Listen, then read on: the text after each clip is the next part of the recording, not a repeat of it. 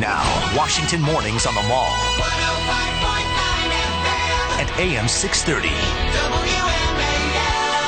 7:07 on WMAL. Brian Neiman, Brian Wilson with you. We are pleased to be joined now by Eli Lake, senior national security reporter for Newsweek and the Daily Beast. We talked about yesterday Eli's report. Right. First report out there quoting intelligence officials that they knew that this was the work of terrorists or groups somehow affiliated with al-Qaeda within 24 hours after the attack in Benghazi. Yeah. And he's got some new information this morning. And what's so interesting about that is that even days later, UN Ambassador Susan Rice went on the Sunday talk shows and kept insisting this all had to do with the video. Right. Eli, good morning. Thanks for coming on, and congratulations on the big news.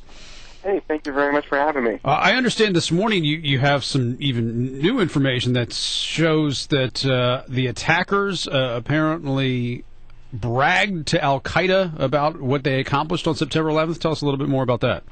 Well, the attackers bragged to al-Qaeda's North African affiliate, known as al-Qaeda in the Islamic Maghreb, and the nature of the phone calls people described to me, and the nature of, I should say, the communications in general, were such that the people who did the attack, according to one source of mine, were deferential to the members of al-Qaeda in the Islamic Maghreb. Now, I've checked this around as best as I can, dealing with a kind of fast-moving story, and there's no conclusion yet that al-Qaeda in the Islamic Maghreb is the main group that planned these attacks.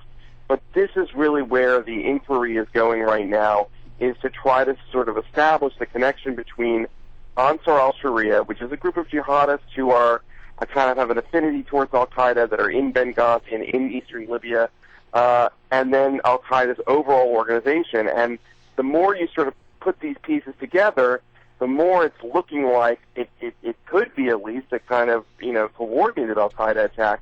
But at the very least, there are very strong indications that al-Qaeda was involved in the Benghazi attack, right. And specifically this affiliate. Yesterday, you reported that the intelligence officials knew within 24 hours that this was the work of terrorists, and they also knew they could pinpoint the location of some of the people who may have been responsible for those attacks.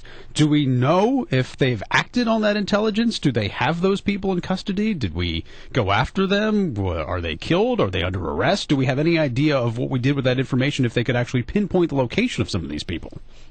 At this point, I know that there was one person who they had the location of, and as best as I can tell at this point, there has been no action at this point to go after them. But that is in part because the U.S. doesn't really have the capability at this point in Benghazi or in and around Benghazi to do that sort of thing.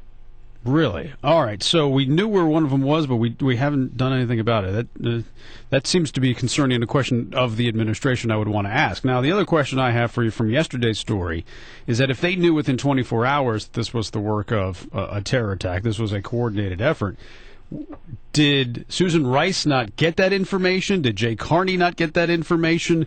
What about what happened here in the United States with people who speak for the administration?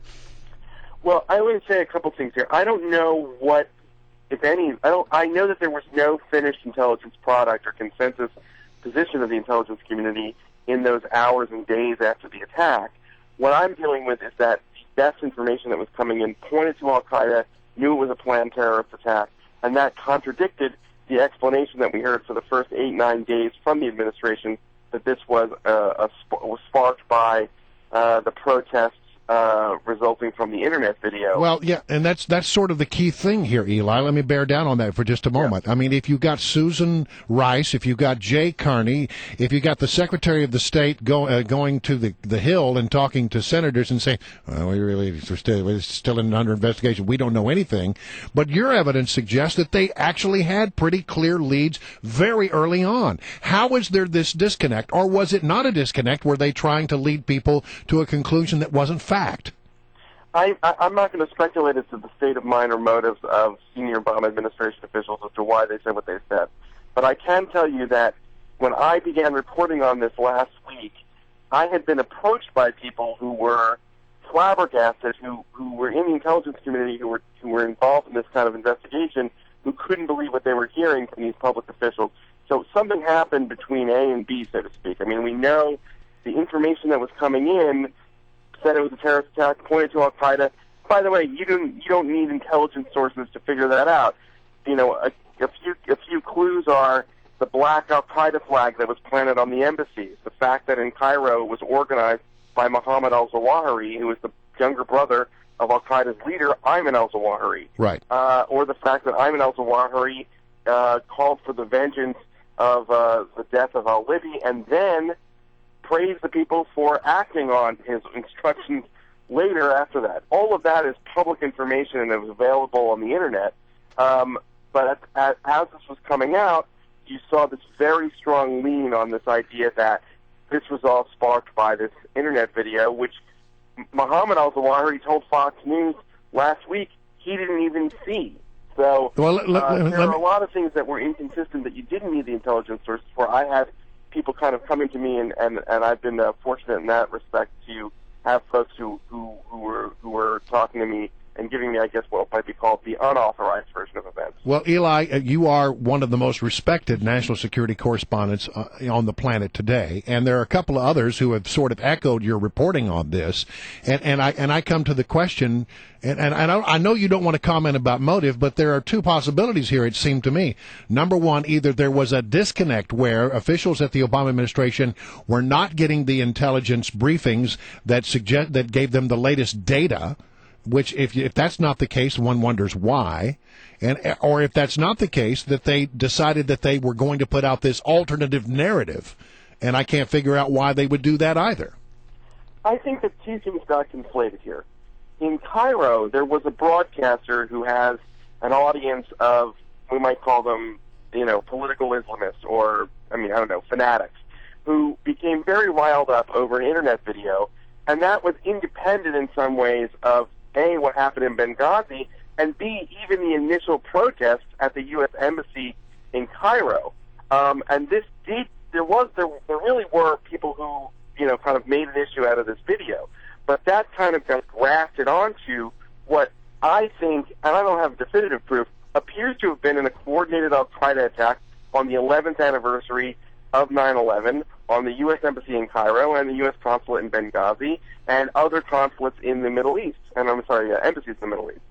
I'm still amazed, though, that if we knew where one of these guys was or we had a good action on it, why we couldn't act upon it. I mean, we don't have anyone in Libya or anywhere around. We don't have an infantry unit somewhere that could... Or a drone. Or a drone or whatever. I mean, I would want to talk to him before I wanted to use a drone on that. I mean, that surprises me. I'm still reporting this aspect of the story, but let me tell you what I'm hearing so far.